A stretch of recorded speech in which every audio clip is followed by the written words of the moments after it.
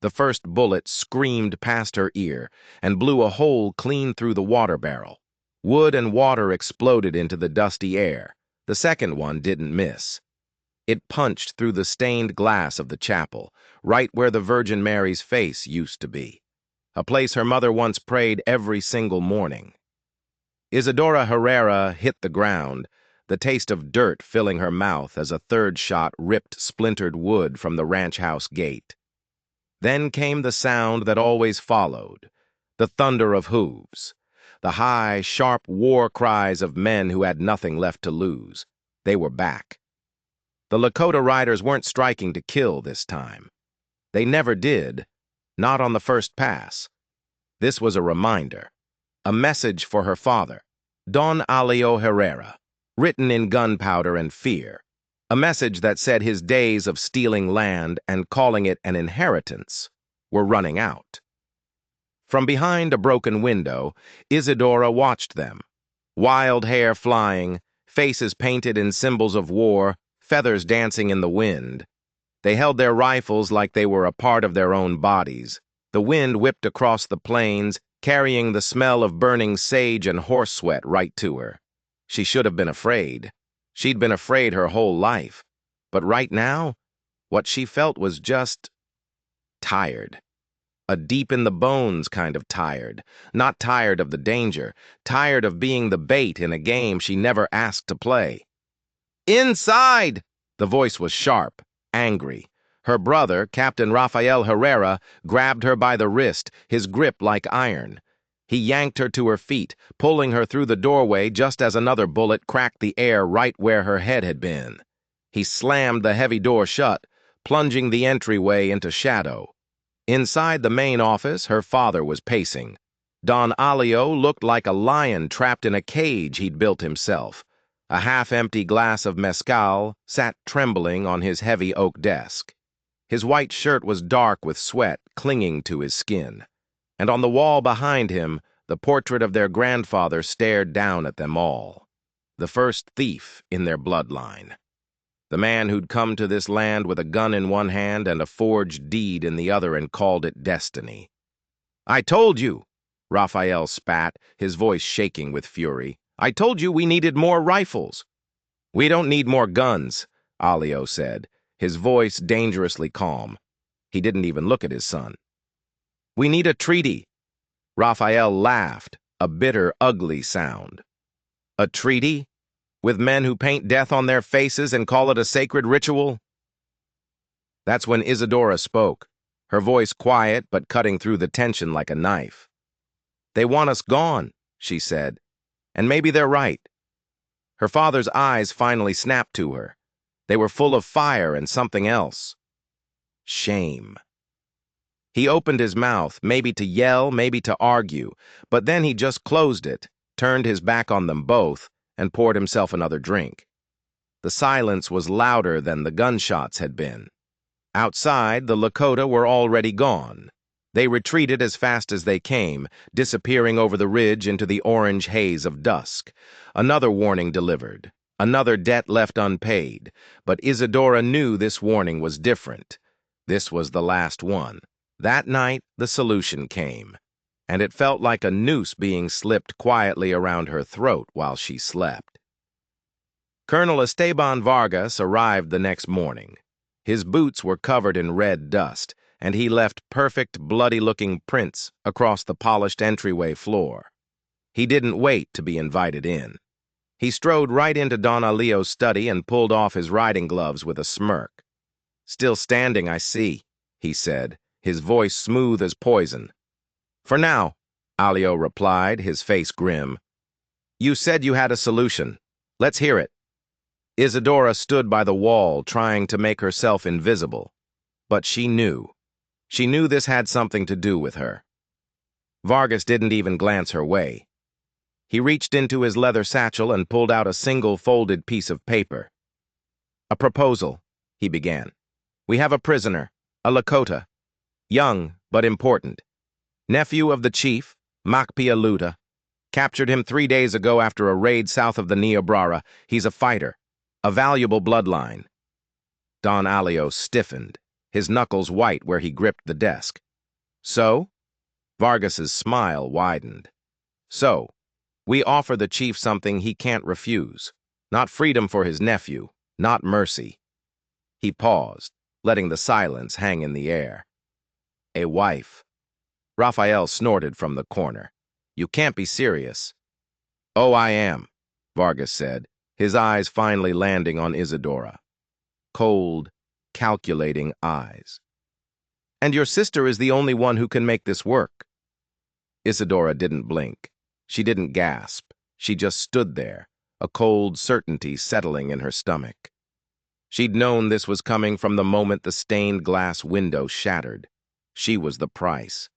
A woman for peace, Vargas continued, sounding like a salesman. It's an old solution, but it's still the best kind. Blood for blood. Love for war. Or at least, the illusion of it.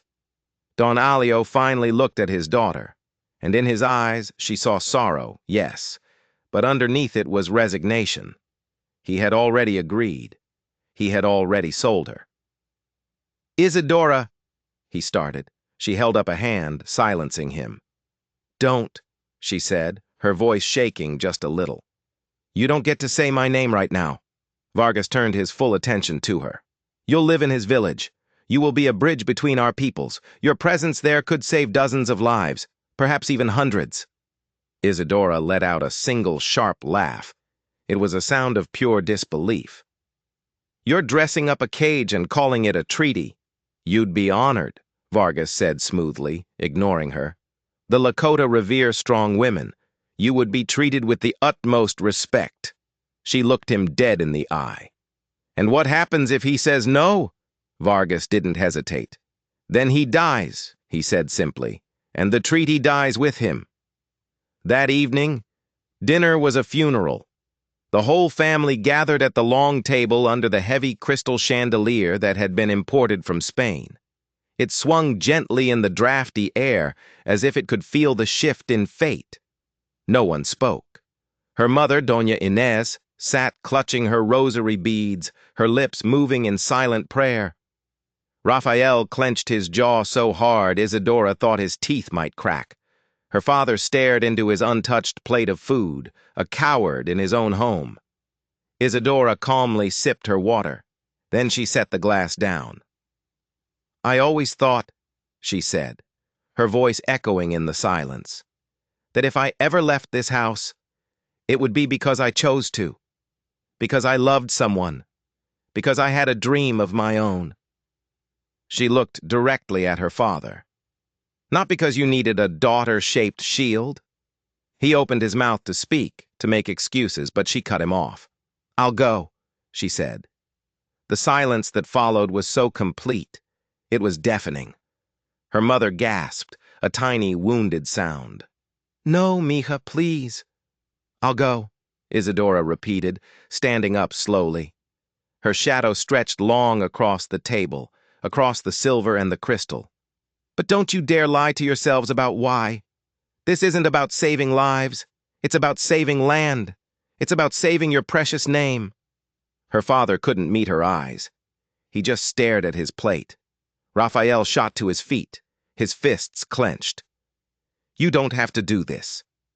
Yes, she said, her voice steady now, hard as stone.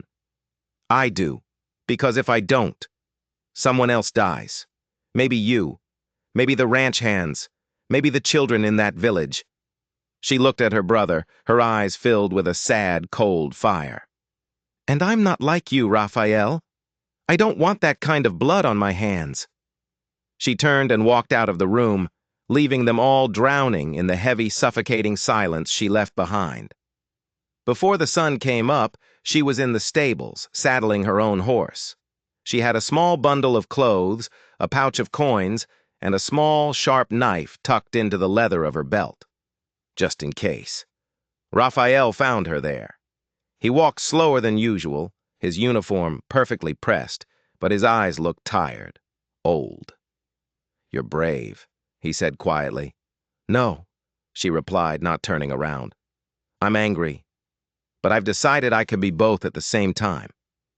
He held something out to her, a ring. It was their mother's. Simple. Gold. "Don't forget where you come from," he whispered. She took it and slipped it into her pocket without a word. She didn't look back at him. As the soldiers arrived to escort her, she mounted her mare. She rode past the chapel with its broken window, past the gate with its bullet holes, past the land her father had bled for and bled others for. Over and over, one thought echoed in her mind. You're being given away, but you are not a gift. She tightened her grip on the reins, the leather creaking under her fingers. A cold resolve settled over her. If they wanted to use her as a peace offering, then they had made a terrible mistake, because she wasn't going to bring peace. She was going to let the war have her instead. The journey began under a sky the color of steel. Dust rose in a long, pale snake behind the convoy, a mix of soldiers, a supply wagon, and her. Isadora rode a black mare, her back stiff, her gaze fixed on the endless horizon. On either side of her, a soldier rode in silence. They wouldn't meet her eyes, and she was grateful for it. Their pity would have been harder to bear than their silence. Ahead of them, in the wagon, was the man they were taking her to. The prisoner, the savage, Wicasa Wajakanka. He was chained at the ankles, a symbolic gesture more than a real restraint. His hands were free. It was a performance of power, she realized, all for her benefit. His black hair was long and loose, whipping in the wind. He wore no shirt, just leather trousers and a single band of red cloth tied around his bicep. His skin was the color of dark bronze, and she could see the faint purple outline of bruises near his ribs. She noticed everything. He hadn't looked at her. Not once. Not when they loaded the wagon, not when they stopped for water. He just stared straight ahead, as if she were nothing more than a ghost riding beside him. 3 hours into the ride, something inside her snapped. "You can speak Spanish," she said, her voice loud enough for only him to hear over the plodding hooves. "Or so I've been told." He didn't move. He didn't even blink. She urged her horse forward, pulling up beside the wagon. The wheels groaned under the weight. "I didn't ask for this either," she said, her voice flat, emotionless. "I'm not some prize they handed you in exchange for your silence." That got a reaction. He turned his head slowly, just enough to catch her in his peripheral vision. His eyes were darker than the storm clouds gathering on the horizon. But there was a sharp intelligence in them. And fire. Not the wild, untamed fire she'd been warned about. No. This fire was controlled, contained, and that scared her more than anything. "I didn't ask for you," he said. His Spanish was fluent but thick with an accent she couldn't place. His voice was quiet, a low rumble. "So, don't flatter yourself." She was so stunned she couldn't speak for a moment. "Excuse me?" A corner of his mouth curled up, but it wasn't a smile. It was something colder. Contempt. "They think giving me a woman makes me forget what they did, what they took." He finally turned to look at her fully. "But I don't forget." "I'm not part of your war," she shot back, stung by his words. "I didn't steal your land. I didn't kill your people." He didn't even have to raise his voice. His words hit her like stones. "You live on stolen land," he said, his voice low and steady. "You eat the food that grows from it. Your family defends it with guns and fences. You ride horses bred from the bones of our freedom." He held her gaze, and she felt like he could see every secret she'd ever kept. "You are the war." She stared at him, her breath caught in her throat. She had no answer for that, because he was right. They rode in silence after that. But it was a different kind of silence now. It wasn't empty. It was filled with unspoken truths, truths so sharp neither of them knew how to hold them without getting cut. That night, they made camp near a dry riverbed. The wind had picked up, howling through the rocks. The soldiers built a fire and pitched their tents in a tight circle. Wicasa was unchained, but two soldiers kept their rifles trained loosely in his direction. It was another performance. Isadora's tent was set up a little apart from the rest. A clear message. She didn't belong with the soldiers anymore, but she sure as hell didn't belong to him either. She was caught in the space between, a ghost in her own life. She sat by her small personal fire, rubbing her hands together. She'd never noticed the calluses before. On the ranch, she'd always worn gloves. Now her hands were starting to tell a new story, a story she hadn't agreed to write. Wicasa moved through the camp like a shadow. He was watchful, silent. He didn't sit with the soldiers. He didn't eat their food. He didn't look at her again. He was a prisoner, but he carried himself like a king. But then, late into the night, when the wind was screaming and the soldiers were asleep in their tents, she saw him do something strange. He got up and walked over to her fire pit. Silently, he began to stack stones around it, building a small wall to block the wind. He didn't say a word. He just did it. And when he was finished, he went back to his spot on the other side of the camp. She didn't ask why. She didn't have to.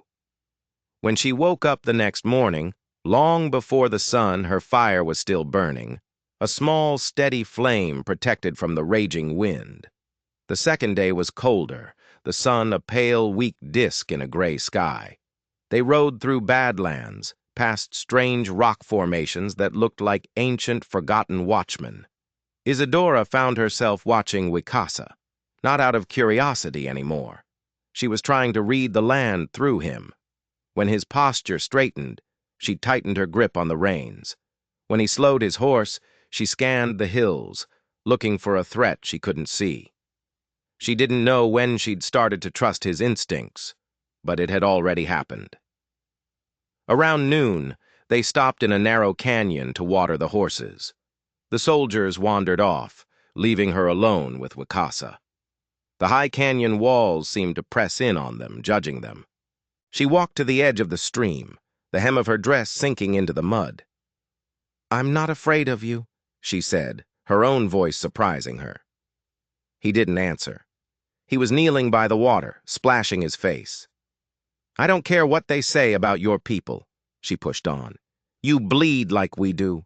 You grieve like we do. You lose like we do." He stopped. He looked at her then, and for just a second, the hardness in his eyes softened. Just a fraction, but it was there. He stood up, walked past her, and then stopped. Without turning around, he said two words that would change everything. "Don't speak," he said. And then he added, his voice barely a whisper, "But you will see me." And he kept walking, leaving her standing by the water with her heart pounding in her chest.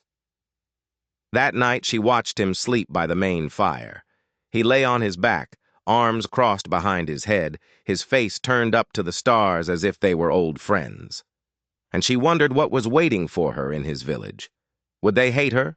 Would they hurt her? Or would they just ignore her, leaving her to die alone in a cold tent? But for the first time, deep in her chest, a strange new feeling flickered to life. It wasn't fear. It wasn't anger. It was a question. What if they were all wrong about how this story was supposed to end? On the third day, just as the sun began to bleed across the horizon, they reached the top of a ridge, and below them, nestled in a wide, protected basin, was the Lakota village. Dozens of tents were arranged in a perfect circle, like the spokes of a giant wheel. A central fire pit sent a column of smoke curling into the evening sky. She could see children running, hear dogs barking, and underneath it all, the low, steady beat of a drum, a sound like the heartbeat of the earth itself. Isadora's breath caught in her throat. This wasn't a camp of savages. This was a home, a place of memory, a place of grief, yes, she could feel that in the air, but it was also a place of strength, of endurance. Wicasa reined his horse in beside her. He didn't smile. He just looked down at the village, his home. "This," he said, his voice low, is where your real journey begins." Then he dismounted and started walking, without another word, without a single look back. And she knew, with a certainty that chilled her to the bone, that nothing her father, her brother, or Colonel Vargas had ever told her had prepared her for what was about to happen next. The village was alive with sound, but as she rode in, a wave of silence spread out from her like ripples in a pond. Every eye turned to her.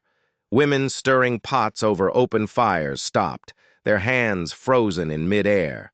Children who had been playing moments before now ducked behind their mothers, peeking out with wide, curious eyes. Men with long braids and faces that looked like they'd been carved from the rock of the plains itself stared at her, their expressions unreadable. No one greeted her. No one smiled. No one even moved. It was like riding into a village of statues. Only Wakasa seemed unfazed. He walked ahead of her, calm and steady, as if he were just bringing home a bundle of firewood, not a strange woman from the world that was trying to erase them. She followed, her horse picking its way carefully through the camp. Her heart was hammering against her ribs, a frantic fist trying to break out. A group of older women stood near the center circle. They parted to let Wakasa through, but their eyes were on her. One of them muttered something in a language she didn't understand, but the tone was universal. Disdain, resentment, maybe even betrayal. Wakasa stopped in front of a small tent, set off to the side, away from the main family lodges. It was isolated. He lifted the flap and gestured inside. "You'll sleep here." She peered inside. It was barely a shelter. A pile of buffalo pelts lay on the dirt floor, along with 2 simple clay pots. That was it. No fire pit, no herbs hanging to dry, no sign that anyone had prepared it for a guest. It was a place to store things you didn't want, not a place for a person to live. "Where will you sleep?" she asked, her voice barely a whisper. "Outside," he said, and he was already walking away. She watched him spread a single, thin blanket on the ground near the fire pit of the neighboring tent. It was a deliberate, public statement. This wasn't a marriage. This wasn't even an alliance. It was a boundary line, drawn in the dirt for everyone to see. She was his responsibility, but she was not his wife. She was utterly and completely alone. The next morning, she woke up with her feet numb from the cold. The buffalo pelts were warm, but the wind had found every tiny seam in the tent, slicing through like a razor. She stepped outside into a world that greeted her with more of the same cold silence. A woman with broad shoulders and long gray braids watched her from across the fire circle. Isadora gave her a slight nod, a small, polite gesture. The woman stared right through her, then deliberately turned her back. Humiliation burned in Isadora's cheeks. She wouldn't be defeated by silence. She walked toward the center of the camp, where a group of women were working. They were kneading dough, sharpening tools, scraping animal hides clean. Her first instinct was to offer to help, but she didn't know how. She just stood there feeling useless, a ghost in a world of the living. Then a voice cut through the air behind her, sharp and rough. "You think standing there makes you useful?" Isadora turned. The woman who had spoken was shorter than her, but she had the presence of a mountain. Her eyes were hard, her hands were scarred, and her face was beautiful in the way a storm is beautiful, dangerous and powerful. "I don't know what would make me useful to you," Isadora said, keeping her voice calm and steady. "But I would like to learn." The woman snorted, a sound of pure contempt. "You think speaking pretty Spanish words earns you respect here? Words don't feed children. Words don't patch tents." "What does?" Isadora asked, her chin lifting just a fraction. "Hands," the woman said, holding up her own. They were covered in old scars and fresh cuts. "Hands that bleed, not hands that write letters and pour wine." Without thinking, Isadora held out her own palms. They were soft, pale, unused. They've bled before, she said quietly. I'm not asking for your kindness, only for a chance. The woman studied her for a long, silent moment. Isadora held her gaze, refusing to look away. Finally, the woman gave a curt nod toward a large, filthy stack of hides. Show me how you clean one, she said. If you ruin it, we feed it to the dogs. The hours that followed were brutal. Her fingers quickly grew raw, then they blistered, then they bled. Her back screamed in protest from bending over the hide. Flies buzzed around her head, and the stench of the raw animal skin was so strong it made her eyes water. But she didn't stop. She didn't complain. She just worked. When she made a mistake, the older woman, whose name she learned was Elsie, would bark a correction at her. Isadora just listened and did it right the next time. By the time the sun began to set, Isadora's hands were a wreck. She could barely make a fist. You can stop, Elsie said, her voice flat. That's enough for today. Isadora looked up from her work, sweat and dirt smearing her face. I'd rather finish this one, she said, her voice hoarse. Even if it takes me all night. A flicker of something crossed Elsie's face. It wasn't approval, not yet, but it was something close. Respect, maybe. You're stubborn, Elsie muttered. Isadora managed a small, pained smile. Is that a compliment? It means you're either like a Lakota woman, Elsie said, or a mule. I'll take mule over coward, Isadora shot back. And for the first time, Elsie chuckled. It was a dark, low sound, but it was real. Then she turned and walked away without another word. That night, as Isadora huddled by her lonely fire, her hands wrapped in strips of cloth, the air felt a little warmer. Wakasa was sitting near his own sleeping spot, sharpening a long knife with steady, rhythmic strokes. You worked hard today, he said, not looking up from the blade. Is that your way of saying thank you? She asked, her voice tight with exhaustion and pain. I didn't ask you to, he replied, his voice still flat. She leaned her aching back against the frame of her tent. I know, she said softly. That's why it matters. He paused his work. The knife blade gleamed in the firelight. For a long moment he was silent. Then he spoke, and his words changed everything she thought she knew about him.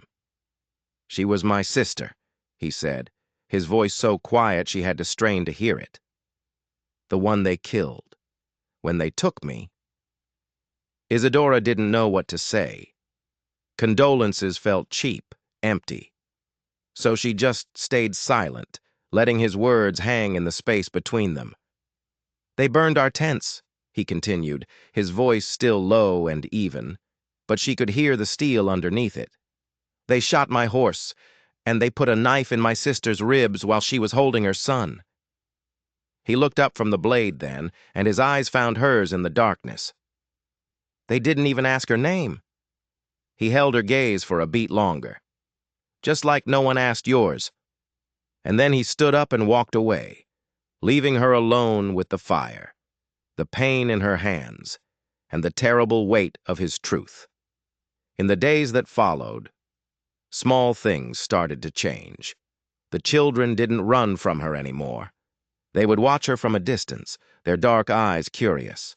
The women stopped spitting on the ground when she walked past. Elsie even gave her a new task, stitching moccasins for the little ones. Her first 2 attempts were clumsy disasters, but the third pair she got right. The smallest child in the village, a boy barely 5 years old, giggled with delight as he tried them on and ran in circles. Isadora had to bite the inside of her cheek to keep from crying. One afternoon, as she was hauling a heavy bucket of water from the stream, a young girl ran past her and shouted over her shoulder, "White woman with warrior hands!" Isadora didn't know whether to laugh or cry. Elsie appeared beside her, a pouch of herbs in her hand. "You want to stay alive here, girl," she said, her voice low. "Then you need to learn to bleed like one of us." Isadora turned to face her, her chin held high, the heavy bucket still in her hand. "I already am," she said. That night, everything changed again. A scout rode into camp, his horse lathered in sweat, his face grim. He brought a dire warning. 3 children who had been out gathering berries had not returned from the canyon to the west. A storm was rolling in, darkness was falling fast, and the canyon was known territory for wolves. The village held its breath. Wakasa stood up, his face set like stone. "I'll go," he said. And then, before anyone could say another word, he turned and pointed, directly at Isadora. "And she's coming with me." The crowd erupted in a flurry of shocked whispers and angry muttering in the Lakota tongue. Even Elsie stared at him, her mouth open in disbelief. But Isadora didn't move. She just stood there, her chest rising and falling in a slow, steady rhythm, her eyes locked on his. He had chosen her. He had put his faith in her in front of his entire tribe, and now she had to prove to all of them and to herself that he was right. The canyon was a jagged black wound in the earth, its craggy walls reaching up like skeletal fingers trying to claw at the moon. The wind howled through its narrow passages, a mournful sound that was half a cry and half a warning. A small group of warriors stood at the mouth of the canyon, their faces illuminated by the flickering light of torches. Their breath plumed in the cold air like ghosts.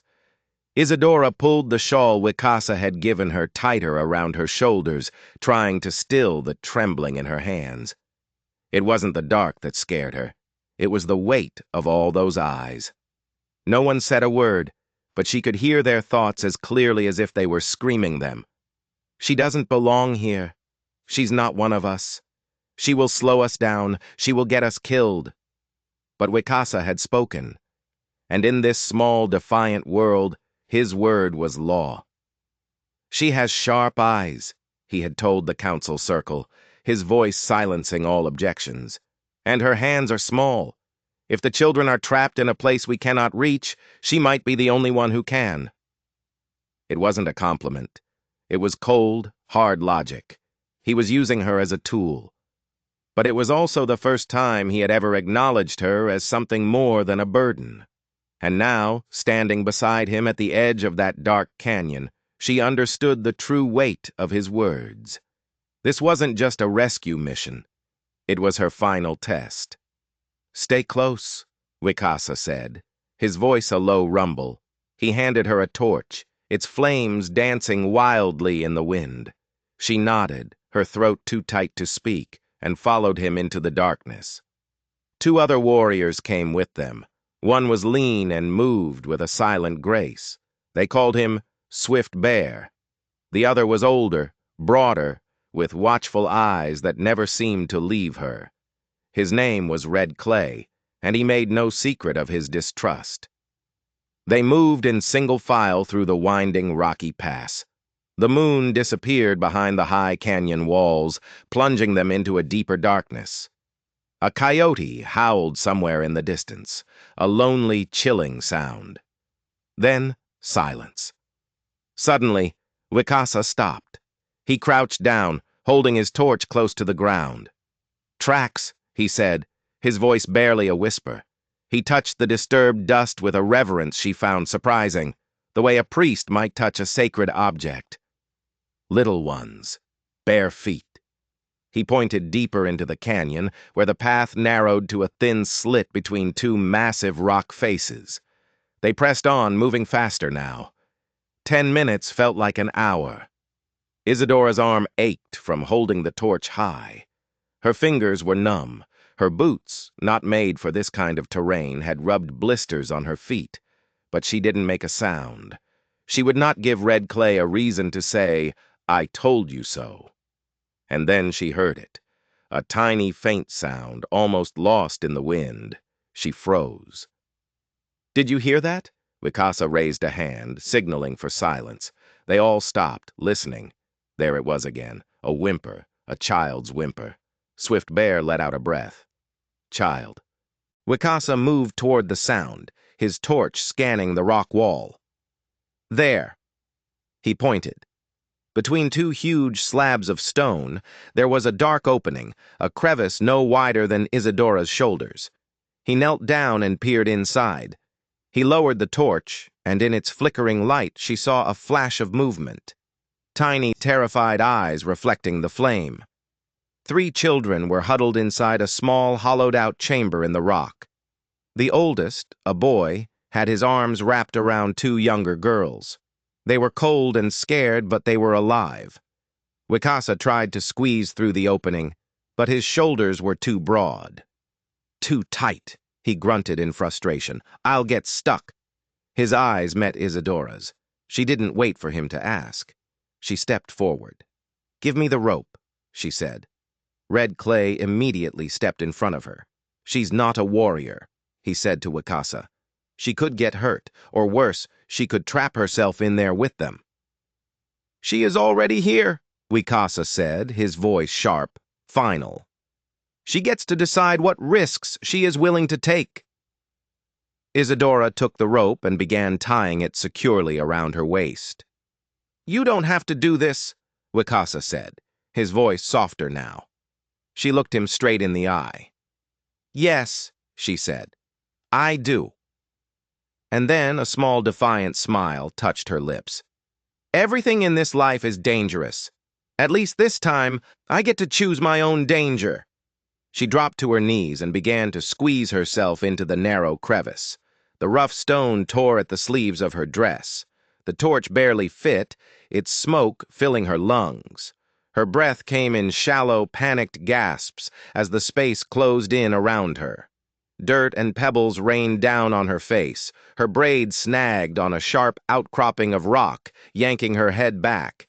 But she pushed forward, because she could hear them crying now, and she was the only one who could reach them. She finally slipped through the last narrow gap and tumbled into the small chamber. The air was warm and smelled of fear. One of the little girls had a nasty cut on her leg. The boy's lips were cracked and bleeding from thirst. It's okay, Isadora whispered in Spanish, hoping the gentleness of her tone would be enough. I'm here to take you home. The smallest girl began to sob with relief. One by one, Isadora tied the rope around their small bodies. She called out, "Ready!" and felt the tension as the men on the other side carefully pulled them to safety. Each one felt like a small, fragile heartbeat, being passed from darkness back into the world. Finally, it was her turn. She tied the rope around herself, but as she turned to crawl back through the opening, her foot slipped on a loose rock. The torch fell from her hand and extinguished with a soft hiss. Total, absolute darkness swallowed her. Panic, cold and sharp, clawed at her throat. She couldn't breathe. The walls felt like they were closing in, crushing her. She gasped for air, and a mouthful of dirt fell into her mouth. This was it. This was how she was going to die. Trapped in the dark under the earth. Then strong hands gripped her wrists, warm, solid hands, pulling her. She fought, she scrambled, and then she was out. Tumbling into the torchlight, coughing, sobbing, and shaking uncontrollably. Wicasa was on his knees in front of her, his hands still holding her arms. You're okay, he said, and for the very first time, he didn't say it like a statement or a command. He said it like a prayer. When they walked back into the village, with the children wrapped in their arms, the entire camp was waiting for them. Mothers ran forward, screaming with relief and joy. Fathers, hardened warriors, wept openly, and Isadora stood a little behind Wicasa. Her clothes were torn to shreds, her hands were scraped raw, her face was smeared with a mixture of dirt, blood, and tears. But she stood tall. And for the first time, the people of the village didn't see the white woman. They didn't see the outsider. They saw a woman who had walked into the darkness and brought back their children. They saw a hero. That night, the camp came alive with the sound of drums and celebration. Wicasa found her standing near the main fire, watching the children, now safe and warm, being held by their parents. He walked up to her, not as her captor, not as her guardian, but as something new, something she didn't have a name for yet. "You have the heart of a warrior," he said, his voice quiet, but every word landed with the force of thunder. She looked up at him, the exhaustion so deep in her bones she felt like she could sleep for a year, but her spirit was on fire. "No," she said softly. "I just finally got the chance to prove it." He didn't smile, but the look in his eyes was warmer than any fire. Across the circle, Elsie watched them, and for the first time, she gave Isadora a nod. A single, slow, deliberate nod. It wasn't acceptance, not yet, but it was recognition, and for now, that was more than enough. When it was time to sleep, Wicasa walked her back to her tent. He didn't say goodnight. He didn't touch her. But he stood outside, a silent guardian, until her small fire was burning steady and strong. Just before she drifted off to sleep, she looked through the flap of her tent. He was still there, watching, not because he had to, but because he wanted to. She was no longer just his responsibility, she was his, and she was home. But peace, she was learning, was a fragile thing. And her next test wouldn't come from the canyon or the tribe. It would come from her own people. Smoke. That's what she saw first. A thin, gray tendril rising from the west, curling into the pale morning sky. It was too steady to be a simple campfire. A scout returned an hour later, his horse slick with sweat, his face tight with a familiar unease. He brought news that settled like ash in the air. A settler family. A man, a woman, 2 small children. Their wagon had broken down near the sacred spring. They were sick, too weak to move, and too ignorant to know they had trespassed on holy ground. The reaction in the village was instant and furious. Voices rose around the central fire. The sacred spring wasn't just a source of water. It was the place where the Lakota believed the spirits of their ancestors whispered to them. No outsiders were ever allowed near it, especially not outsiders who were dying. "They contaminate the source," one elder declared. "They must be removed." "If they are sick, the spirits have already judged them," another man muttered darkly. "Let the earth take them." Red Clay, the warrior from the canyon, his distrust for Isadora now turned to a general hatred for all outsiders, spat on the ground. "They crossed the line. We should send them back across it, in pieces." Isadora stood at the edge of the angry crowd, her heart a cold, heavy stone in her chest. She could smell the familiar scents of sweet grass and wood smoke, but underneath it, something else. The sour scent of old anger and fear. She took a breath and stepped forward into the circle. "I can help them." Silence fell like a blade. Every eye turned to her. Elsie narrowed her gaze. "Help them. I've seen this fever before," Isadora said, her voice clear and steady. "On my father's ranch. It comes fast and it kills fast, but not always. If we treat them now, they might survive. They can leave on their own."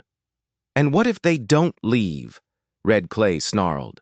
"What if they stay and infect our children? What if they die and their bodies poison the spring?" "Then it's already too late," she replied calmly. "They are there now, dying. You have 2 choices, heal them and send them on their way, or let them die and have their disease seep into your water forever." The crowd murmured, turning to each other. She had given them a choice they didn't want to make, a choice between tradition and survival. Then Wicasa's voice cut through the tension. "I will go with her." Heads whipped around to stare at him. "You will defend this white woman again?" Someone shouted from the back. "I will defend the land," Wicasa answered, his voice ringing with authority. "And I will defend the spring. If she fails," he added, his eyes dark, "I will finish what needs to be done." No one argued after that. They rode west, the land growing flatter, drier. The lush grass of the basin turned to dust. In a shallow hollow between two large rock outcroppings, they found them. The camp was pitiful. The father lay under a tattered blanket, his face waxy and pale. The mother knelt beside him, trying to comfort two small children who were crying with a weak, high-pitched sound that held no energy. The moment she saw Isadora and Wicasa, the woman scrambled for a rusted rifle that lay beside her. Wicasa held up a hand. "We are not here to harm you." Isadora dismounted and knelt beside the woman, ignoring the rifle. "I'm a healer," she said gently in Spanish. "Let us help." The woman blinked, her eyes hazy with fever and fear. "Why? Why would you help us?" Isadora looked at the two small, sick children, and her heart ached. "Because if I don't," she said softly, "your children will die." The next few hours were a blur of frantic work. Wicasa built a small, hot fire. Isadora crushed dried herbs she'd brought, willow bark to fight the fever, yarrow to stop the bleeding inside. She mixed salt from her pouch with warm water and gently cleaned the children's faces. She pressed cool, damp cloths to their foreheads. The whole time, she could feel the slow, weak pulse of the mother's wrist under her fingers, a dying rhythm. But they were lucky. She had gotten there in time. By nightfall, the father was conscious. The children had stopped their weak crying and were sleeping peacefully. A little bit of color had returned to the mother's cheeks. Isadora sat back on her heels, her body trembling with exhaustion. Wicasa watched her from across the fire. "You didn't have to do this," he said. She looked at him, the firelight dancing in her tired eyes. "Yes," she said, "I did." Later, the mother, whose name was Mariana, was able to sit up. She looked at Isadora, her eyes filled with a weary confusion. "You don't belong with them," she whispered.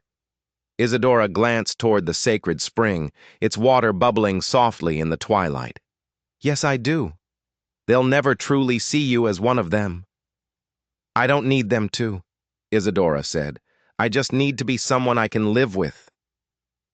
That night, Wicasa and Isadora made their camp near the spring, close enough to hear if the family needed them. The sky was a vast blanket of stars, so bright they seemed close enough to touch. She lay on her back, staring up at them. He sat beside her, feeding small sticks into the fire. "I used to come here when I was a boy," he said suddenly, his voice quiet. "Before all of this." She turned her head to look at him. "Before what?" "Before they killed my uncle. Before my people learned to bury their hope under ash. Before a treaty became just another word for a lie." He looked toward the spring. "This was the one place we believed could never be taken from us." She didn't know what to say, so she said nothing. "I thought you would be like the rest of them," he admitted, his gaze still on the water. "Pretty, soft, silent." A faint smile touched her lips. "I thought you would be cruel." They sat in that raw honesty for a long time. Then he turned and looked at her, his eyes searching her face in the firelight. "Why did you really do it, Isadora? Why did you save them?" She turned her gaze back to the bubbling spring, the wind rustling the tall grass around them. "Because I wanted to prove," she said, her voice barely a whisper, "that I can protect this place just as fiercely as any warrior who was born here. Saving them, making sure they left on their own 2 feet. That protected this spring more than killing them ever could have." Wicasa stared at her, and for the first time she didn't feel the need to look away. "You understand more about being Lakota than some who were born to it," he said, his voice filled with a quiet reverence. "Being a warrior isn't always about fighting. Sometimes the bravest thing you can do is know when not to." In the morning, the settler family left. They were weak, but they were alive. They were grateful, quiet, and they looked at Isadora with something akin to awe. As they disappeared over the horizon, Wikasa came and stood beside her. "They won't forget this," he said. "I don't want them to," she replied. As they rode back to the village, something had shifted between them. When they arrived, the people looked at her differently. They nodded as she passed. That evening, she found a single, beautifully woven bracelet lying on the ground outside her tent. A gift from Elsie, a symbol. Later that night, Wikasa came to her fire. He was carrying a small object in his hand. It was a carving, made from bone, shaped like a hawk in flight. He placed it gently in her palm. "Why?" she asked, her voice thick. "Because when the fire dies," he said, his fingers brushing against hers, "you are still the one who keeps us all warm." He leaned in closer, his voice dropping to a whisper. "If this is war, then I hope I never win." But peace never lasts. The sound came from the east, the rhythmic, measured beat of shod horses. It was a sound too organized to be wild, too relentless to be friendly. It was the sound of the army. Isadora was gathering herbs at the edge of the village when she heard it. Her heart seized in her chest before her mind even had time to process the sound. She dropped her satchel and ran. By the time she reached the center of the camp, the warning calls were already sounding. Drums began to pound a frantic, urgent rhythm. Women were grabbing their children, pulling them inside the tents. Men were pulling rifles and bows from their leather cases. The fragile peace of the village shattered like glass. Wikasa was already there, giving orders. "They will reach us before dusk," he said, his voice calm but hard. "We prepare to defend. If they fire first, we do not hesitate." Elsie stood at his side, her arms crossed, her lips a thin, hard line. "Or," she said, "we send someone to talk before it comes to blood." Wikasa turned to her. "And who among us do you think they would listen to?" And then his eyes found Isadora in the crowd. She didn't have to ask. She already knew. It had to be her. She and Wikasa rode out to meet them on the open plain, halfway between the village and the approaching column of blue-coated cavalry. As they crested a small ridge, the cavalry halted. She could see the surprise on some of the soldiers' faces when they saw her. And then one man rode forward from the front line. His uniform was stiff and immaculate, his eyes cold and hard as polished glass. It was her brother, Captain Rafael Herrera. He stared at her as if he were seeing a ghost. He looked older, thinner. The boy she grew up with was gone, replaced by this hard, grim soldier. "You," he said, his voice cracking on the single word. She just nodded. "Me." Wikasa sat silently on his horse beside her, his hand resting casually on his hip, inches from the hilt of his knife. Raphael's eyes flickered to Wikasa, his expression turning to one of pure hatred. Then he looked back at Isadora. "What have they done to you?" She almost laughed. "Nothing I didn't choose. You're being used, Isa. Can't you see that? You're their prisoner." "No, Raphael," she said, her voice stronger than she expected. "I was a prisoner before, in our father's house. Now I'm living." He urged his horse a few steps closer, lowering his voice. "You left us. You left Mother. She prays for you every night." "I didn't leave," she snapped, her anger flaring. "I was sold. Don't you ever forget who signed the paper with my name on it." His jaw clenched.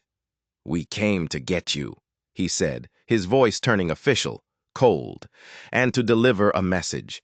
There have been raids on the southern trails, livestock stolen, a settler family was found dead." Wikasa finally spoke, his voice a low growl. "We had no part in that." "It doesn't matter," Raphael said, not even looking at him. "Command doesn't see a distinction between one tribe and another.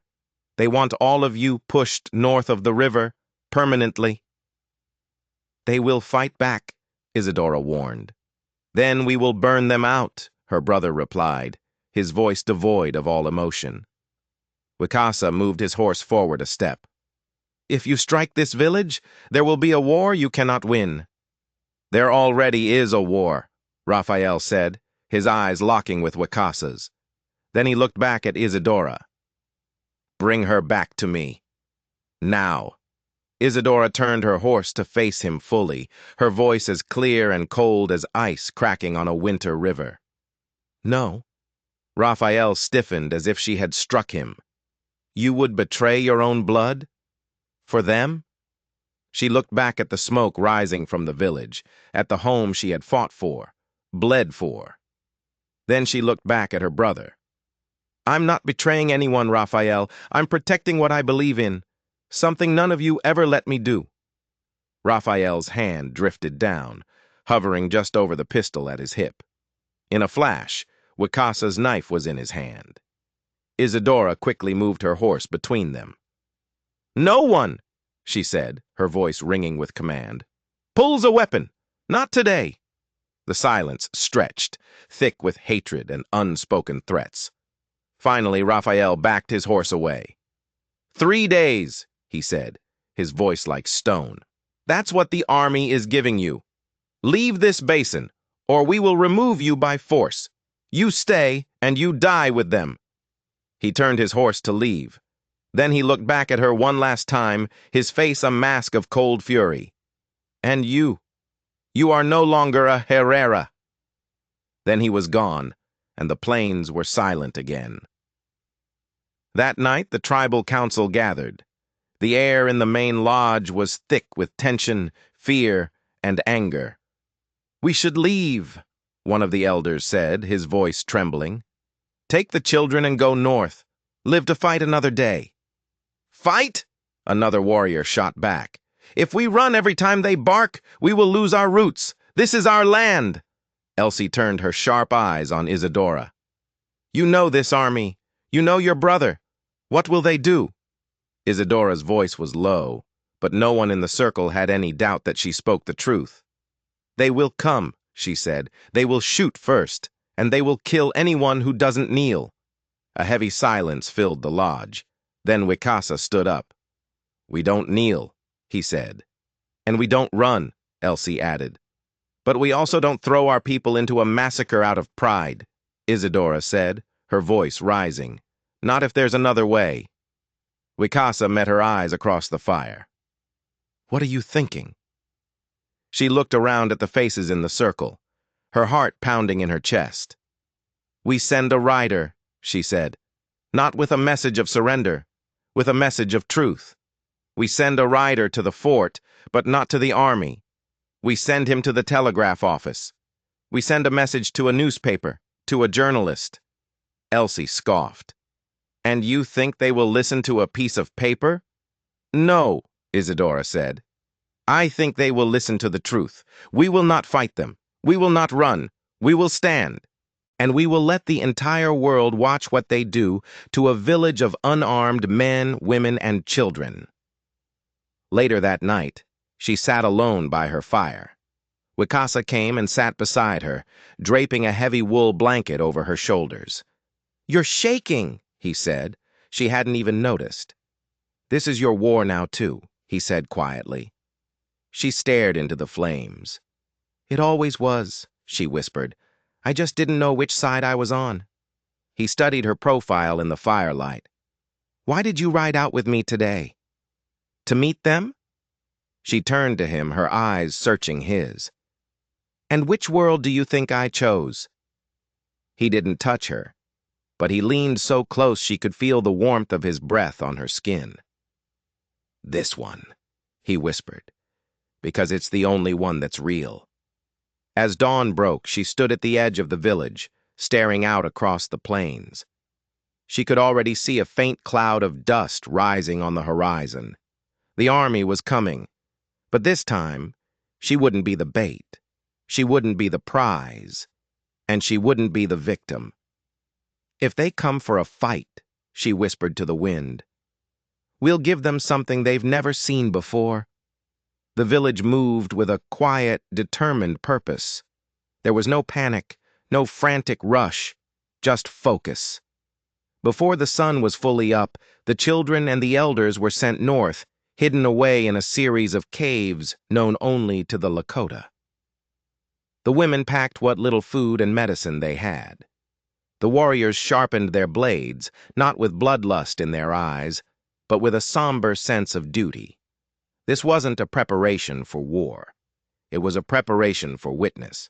A young scout named Mako had already been sent east, riding hard for Fort Randall. Tucked in his medicine pouch was a letter, written by Isadora and sealed with her family's crest. It was addressed to the editor of the Chicago Tribune. A plea for a witness. If the army was going to commit a massacre, she was going to make sure the whole world saw it. "They want to bury the truth with our bodies," she had told Wicasa, "so let's give the truth a heartbeat they can't silence with bullets." Now all they had to do was hold out. By noon, the dust cloud on the horizon had grown into a dark, menacing line. The cavalry, they came faster than before, arranged in perfect, deadly formation. They stopped just out of rifle range. Isadora saw the officer at the front. It wasn't Raphael. It was a man she recognized by his insignia, Colonel Merritt, a man known for his brutality and his hatred of the native people. Merritt raised a white flag of parley, but it wasn't an offer of peace. It was a dare. Isadora and Wicasa rode out to meet him. "You were given 3 days," Merritt barked, not even bothering with a greeting. "It has only been 2, Isadora replied, her voice calm. "And yet here you are, eager to stain the earth with blood. You harbor fugitives. You obstruct federal law," he snarled. He squinted at her. "You're the Herrera girl, aren't you? I've heard about you." A cruel smile twisted his lips. "Treason wears many faces." Wicasa moved his horse forward. "We ask only for time. Your time is up." "No," Isadora said, her voice ringing with a strange power. "We ask for a witness. He is on his way." Merritt scoffed. "A journalist? You think a man with ink on his fingers can stop bullets?" "No," she said, holding his gaze. "But his ink will remember where the bullets landed, and so will the rest of the world." Merritt's face darkened with rage. "You have until dawn. Then we move." That night, no one in the village slept. Isadora sat by her fire, sharpening a small knife over and over, the rhythmic scrape of stone against steel the only thing keeping her sane. Wicasa came and sat beside her. He opened a small leather pouch and took out 4 smooth, polished stones. Each was painted with a different symbol. "Prayer stones," he explained. "For protection, for truth, for death, and for return." "Which one do you carry?" she asked. He showed her one, the symbol for truth. Then he looked at her. "The one for death, that one is yours." She raised an eyebrow. "You carry it," he said, his voice filled with a strange reverence, "so that the rest of us don't have to."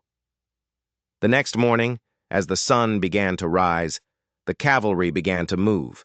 Commands were shouted, lines were formed, and the slow, relentless advance began. Wicasa mounted his horse and called his warriors into formation, not to charge, not to fight, but to stand. A single silent line of men, a human wall against the tide of steel. Isadora stood in front of them all. She was unarmed. She wore a simple dress, and over it, a bright red shawl. She had braided her hair in the Lakota way.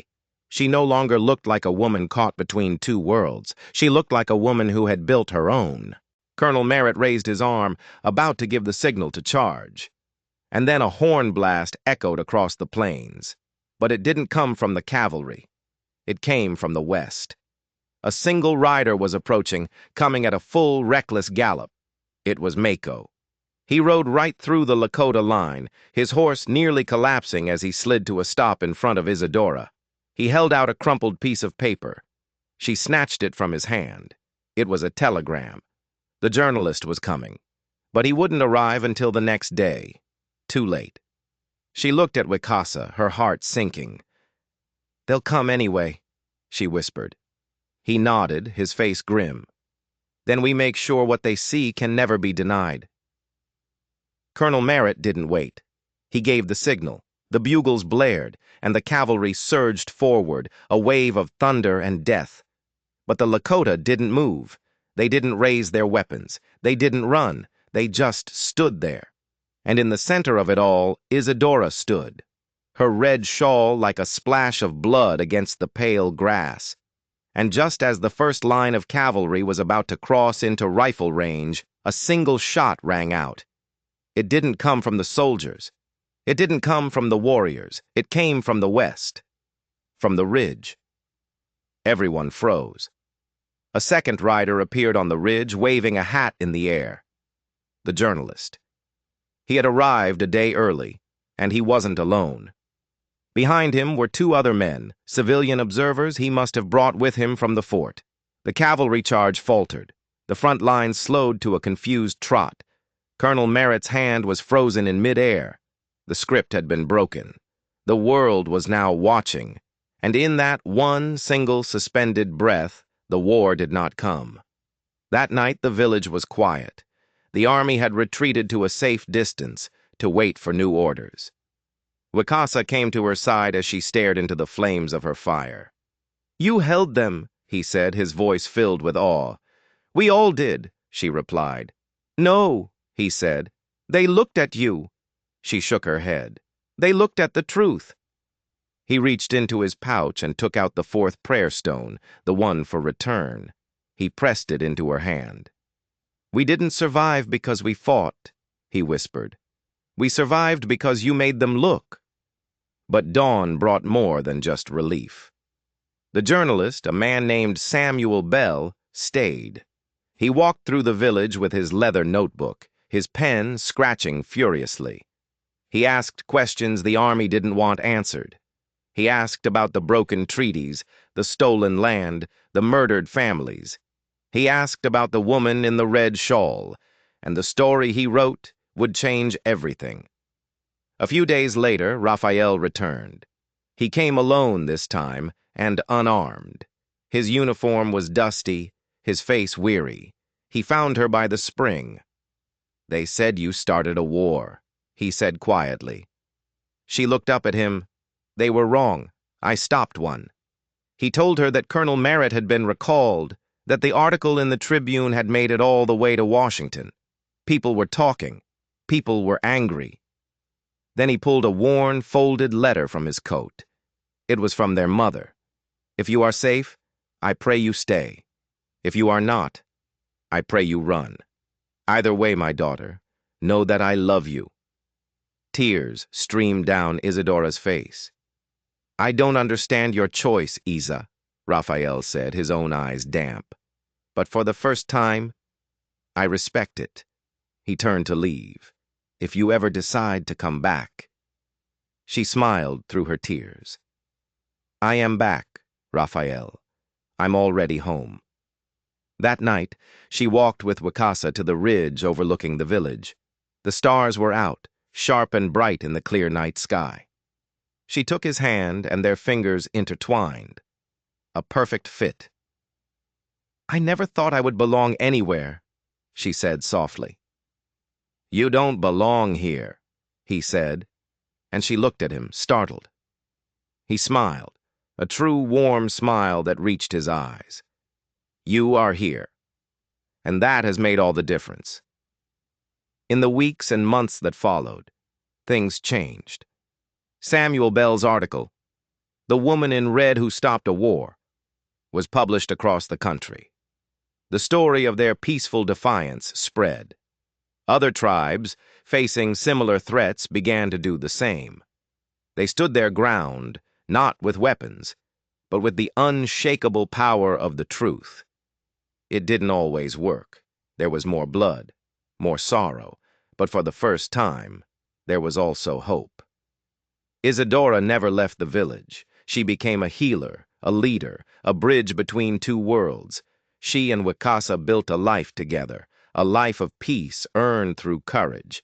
And years later, when children would ask her about the day the war almost came, she would show them the red shawl, now faded with age, and the 4 smooth prayer stones she kept by her bed. Some wars, she would tell them, are not fought with guns. Some wars are fought by standing still long enough for the truth to be seen. And in doing so, she hadn't just saved a village, she had changed the world. If you enjoyed this story of courage and defiance, don't forget to hit that subscribe button and ring the bell for more tales of history's forgotten heroes.